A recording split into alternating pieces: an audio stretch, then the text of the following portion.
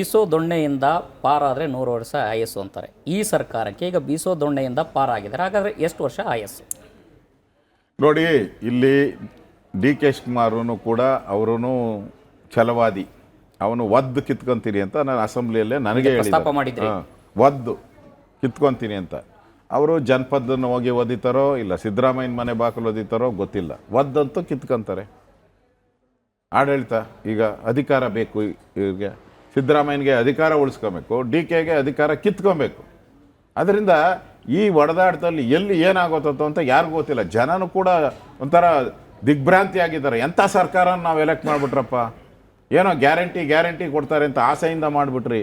ಈ ನಮ್ಮ ಬದುಕೇ ಗ್ಯಾರಂಟಿ ಇಲ್ಲ. ಈಗ ನಮ್ಮ ಬದುಕೇ ಅತಂತ್ರ ಬೀದಿಗೆ ಬಂದ್ಬಿಟ್ಟೈತೆ. ತೆರಿಗೆಗಳ ಮೇಲೆ ತೆರಿಗೆ, ಎಲ್ಲ ಆಲ್ಕೋಹಾಲು, ಹಾಲು, ಬಟ್ಟೆ, ಸ್ಟ್ಯಾಂಪ್ ಡ್ಯೂಟಿ, ಮನೆ ತೆರಿಗೆ, ಕಸದ ತೆರಿಗೆ, ಎಲ್ಲ ತೆರಿಗೆ ಹಾಕಿ ಸಾಯಿಸ್ತಾ ಇದ್ದಾರೆ. ಯಾಕನ ಈ ಸರ್ಕಾರ ಬೇಕು, ತೊಲಗೋಗ್ಲಿ ಅನ್ನೋ ಸ್ಥಿತಿಯಲ್ಲಿ ರಾಜ್ಯದ ಜನ ಇದೆ. ಒತ್ಕಿತ್ಕೊಳ್ಬೇಕು ಅನ್ನೋ ಹಂಗಿದ್ರೆ ನವೆಂಬರ್ನಲ್ಲೇ 2.5 ವರ್ಷ ಆದ ತಕ್ಷಣ ಒದಿತಾ ಇದ್ರೇನು. ಬಟ್ ಶಾಂತಮೂರ್ತಿ ತರದಲ್ಲಿ ಕಾಣ್ತಾ ಇದ್ದಾರೆ ಡಿ ಕೆ ಶಿವಕುಮಾರ್ ಅವರು. ದೇವ್ರ ಜಪ ಮಾಡ್ತಿದ್ದಾರೆ, ಸ್ವಾಮೀಜಿಗಳ ಭೇಟಿ ಮಾಡ್ತಿದ್ದಾರೆ, ದೇವಸ್ಥಾನಗಳಿಗೆ ಹೋಗ್ತಾ ಇದ್ದಾರೆ. ಯಾಕೋ ಒತ್ಕಿತ್ಕೊಳ್ಳೋ ಮೆಂಟಾಲಿಟಿಯಿಂದ ಆಚೆ ಬಂದಿದ್ದಾರೆ ಅನ್ನಿಸ್ತಾ ಇಲ್ವಾ ಡಿ ಕೆ ಶಿವಕುಮಾರ್ ಅವರು? ಅವು ಜಾಯಮಾನದಲ್ಲೇ ಬರಲ್ಲ. ಡಿ ಕೆ ಶಿವಕುಮಾರ್ ಜಾಯಮಾನದಲ್ಲಿ ಬರಲ್ಲ. ಅವ್ರು ಹೇಳಿದಲ್ಲ, ನಾನು ಬಂಡೆ ಬಂಡೆ ಬಂಡೆ ಅಂತೇಳಿ.